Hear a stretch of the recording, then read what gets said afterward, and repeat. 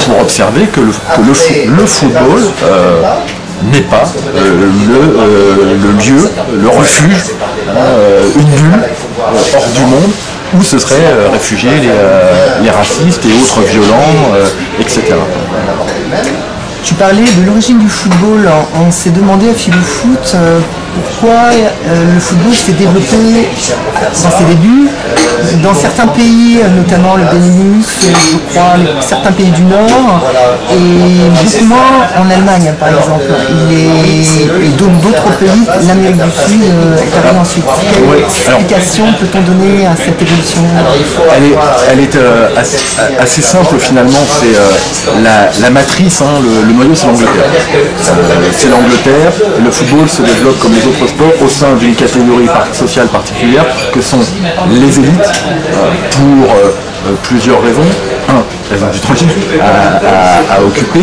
Elles ont du temps libre à occuper, ce qui est l'apanage des élites à l'époque, et évidemment. La deuxième chose, c'est qu'elles, justement, attribuent au sport un certain nombre de valeurs. On parle d'ailleurs de chrétienté musculaire, donc des valeurs qui sont en rapport justement avec la morale, et la morale chrétienne, et ça rejoint ce que je vous disais tout à l'heure. Et c'est à partir de cette matrice, dans le cadre impérial, puisque la Grande-Bretagne était un empire, et selon le mot de la reine Victoria, sur lequel le soleil ne se couchait jamais, que se répand le football à travers le monde. Alors, ça prend évidemment... Pourquoi l'Inde et le Pakistan sont justement les contre-exemples, puisque c'est des pays énormes, et l'un des seuls pays où le foot est totalement absent? Est-ce une réaction? Non, en fait, c'est lié, alors ça rejoint, c'est que le football, en fait, c'est surtout diffusé, il y a plusieurs vecteurs de l'impérialisme anglais.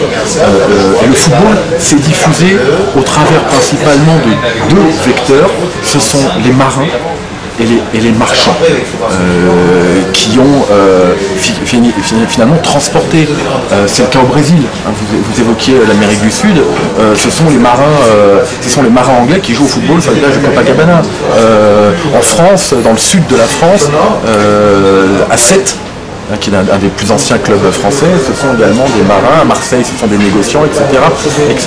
Alors, ensuite, effectivement, nous sommes ici dans ce que l'on appelle l'empire informel, c'est-à-dire qui n'était pas sous le contrôle de la Grande-Bretagne, mais la Grande-Bretagne avait des relations commerciales extrêmement étroites avec ses contrées, ce qui n'était pas le cas de l'Inde. Or, l'Inde, comme la plupart des colonies britanniques, n'était pas une colonie de peuplement. En fait, en Inde, on retrouvait les élites, mais les élites administratives. C'est-à-dire que vous y aviez les cadres de l'administration, vous aviez en Inde les cadres de l'armée. Or, le sport que pratiquaient ces élites britanniques, c'était le cricket. Le cricket est devenu, en Inde, il y a eu ce que l'on appelle en fait un transfert culturel qui n'a pas fonctionné effectivement pour le football.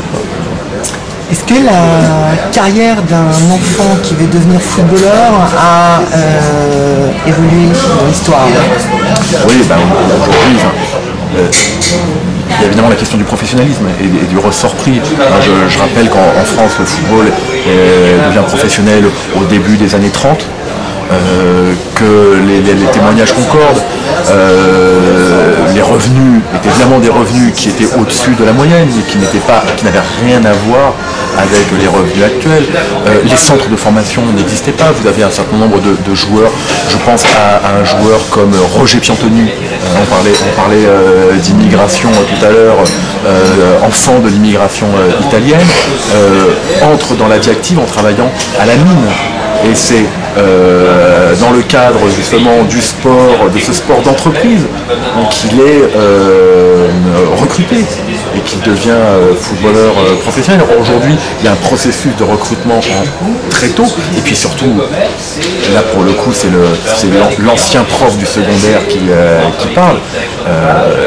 C'est un mirage. Alors là aussi,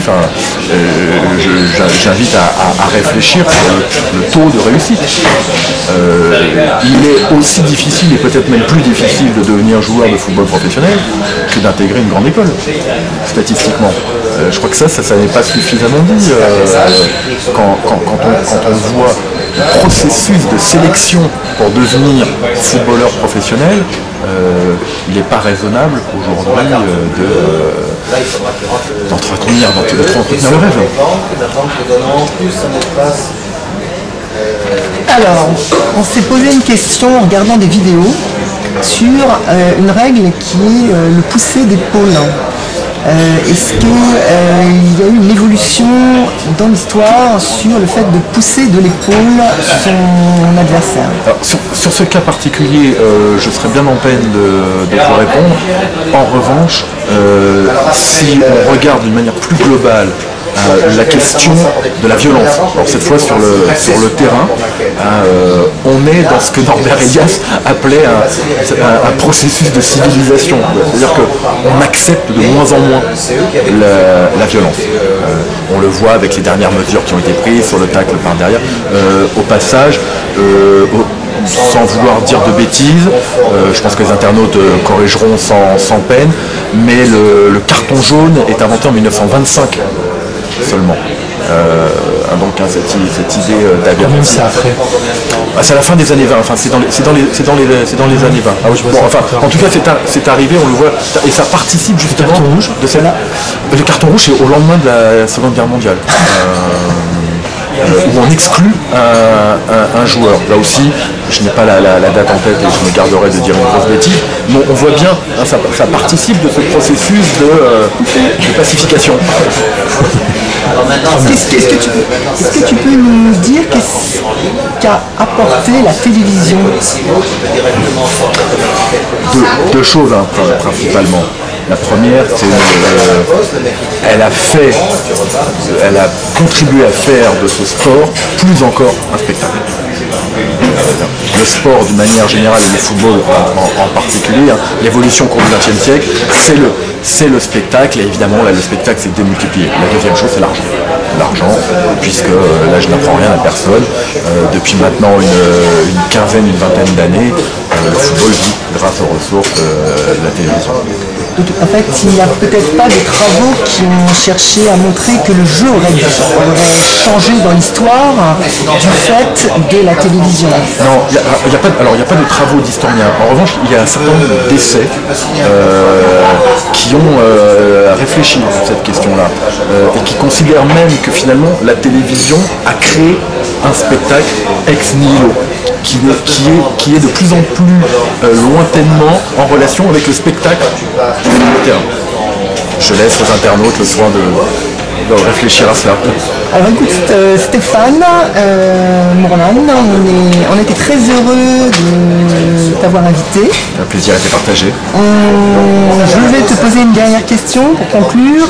Est-ce que tu as une question que tu aurais aimé que je te pose, ou est-ce que tu as une question à nous poser?